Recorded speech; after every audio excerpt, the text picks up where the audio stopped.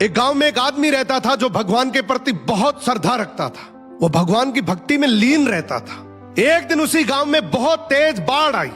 गांव के सभी लोग अपनी जान बचाने के लिए पहाड़ों की तरफ भागने लगे, लेकिन यह आदमी गांव के बीचों बीच एक पेड़ के नीचे हाथ जोड़कर बैठ गया। तभी एक गांव का भागता हुआ आदमी आया और बोला, अरे भाई जल्दी चलो, नहीं तो तुम डूब जाओगे। यह आदमी बोला, मुझे मेरे भगवान पर भरोसा है, वो मुझे बचा लेंगे, तुम जाओ।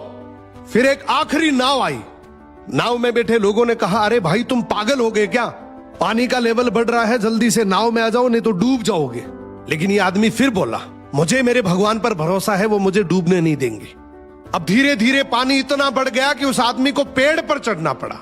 तभी एक आखिरी रेस्क्यू के लिए हेलीकॉप्टर आया और उसके सामने एक रस्सी फेंकी और कहा कि जल्दी से रस्सी पकड़कर ऊपर आ जाओ, नहीं तो डूब जाओगे, पूरा गांव जलमग्न हो चुका है। यह आदमी गुस्से में बोला, मैंने बोल दिया ना, मुझे मेरे भगवान स्वयं बचाने के लिए आएंगे, मुझे मेरे हाल पर छोड़कर तुम यहां से चले जाओ।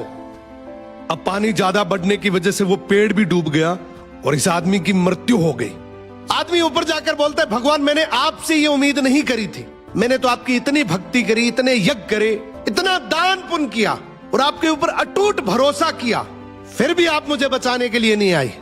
भगवान बोले, मैं तुझे बचाने के लिए एक बार नहीं बल्कि 3 बार आया था।